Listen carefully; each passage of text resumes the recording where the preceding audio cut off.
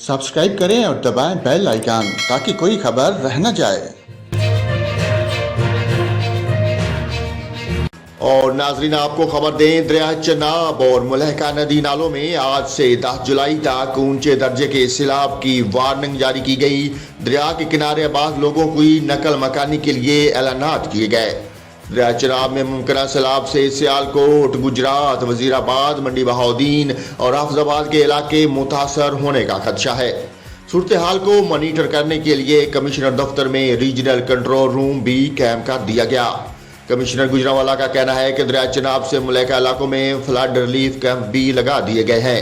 वाज़ेह है कि पंजाब, केपी और कश्मीर के बेशतर इलाके बारिश की लपेट में हैं, जबकि गिलगित के कुछ इलाकों में भी बारिश का सिलसिला जारी है।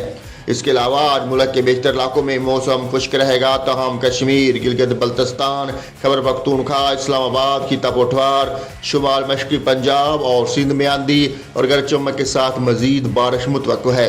इस दौरान शुमाल मशरक़ी पंजाब और कश्मीर में मूसलाधार बारिश की भी तवक्को है।